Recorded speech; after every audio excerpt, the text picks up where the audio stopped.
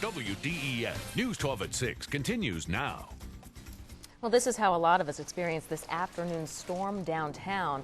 The heavy rain suddenly got louder, and you could soon tell that there were chunks of ice falling with the raindrops. And we got pea-size hail here at the station.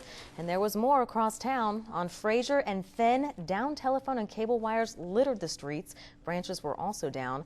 Along Highway 27 southbound, hail and wet pavement caused one driver to hydroplane and spin out. The driver was transported to the hospital as a precaution. A homeowner on 14th Street in Dodds Avenue lost her garage to the storm. It collapsed during the severe weather. She thinks it may have been hit by lightning, and she worried about the can of gas that was inside the garage. And that storm also caused a transformer fire.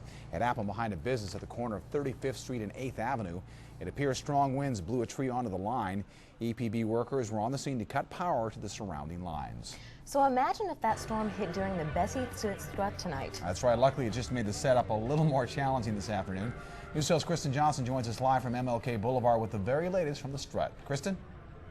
John and Renee, this is the night that honors Chattanooga native and blues legend Bessie Smith. And as you can see behind me, despite the rain and heat, strutters are out in full force. However, those afternoon storms, they did cause a delay for some of the vendors and musicians setting up. Let's take a look at some video from earlier. Just a few strutters starting to trickle in. Many of the vendors I talked to said they were just arriving or just setting up when the storms hit. A few did lose tents, but that was really it. Most of them said while it put them behind a little bit, they worked quickly to get things back in order.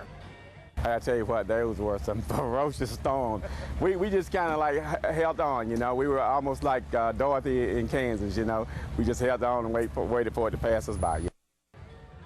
And joining me now is Chief Meteorologist Patrick Court to talk just a little bit about those afternoon thunderstorms and reports of hail, right, Patrick? Yeah, we had hail, pea to marble size, even a few quarter-size hailstones, especially around Amnicola and parts of the downtown area. As now things have settled down here, but still some pretty big storms around. Our storm watchers before the storms got here were pretty hot, and that's one of the reasons why these storms are on the strong side. Here's a look at some of the readings. David McGanny over in Scottsboro, 95, 92 Dalton, 93 here in town. Normally we should be around 85. Going to the break, though, your sportsman's forecaster, if you have the day off, looking pretty good, especially around mid-morning, especially early in the morning, and then again late in the evening, right around 6 o'clock. More on your Storm Team 12 forecast with a few changes for the next 7 days.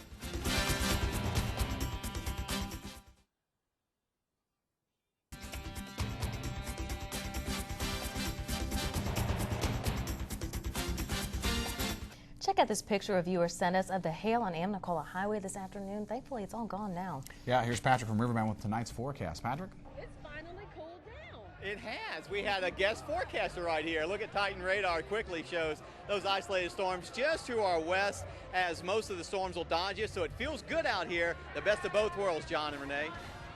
Good night. It was all about the numbers at this year's Bessie Smith Strut. Vendors kept their fingers crossed for a large crowd. More people meant more money in spite of high food and gas prices.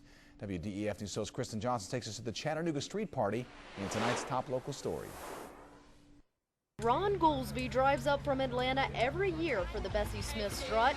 The gas prices are up, but you know, we come just to meet and greet all of the people. I mean, it's such a diverse crowd here. While Goolsby didn't pass up his chance to strut his stuff, They love the ribs.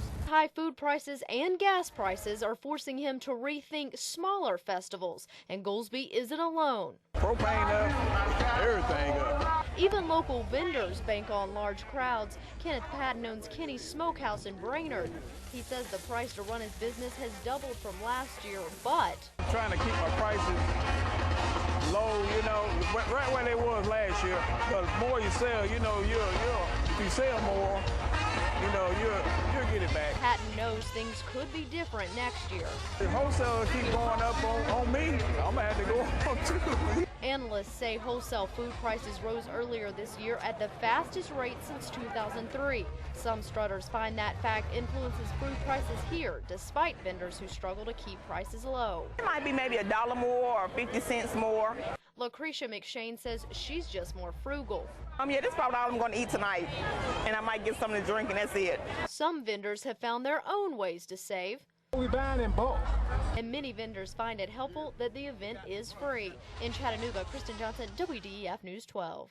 Now the Strut honors Chattanooga native and blues legend Bessie Smith. Riverbend festivities continue tomorrow with Faith and Family Night.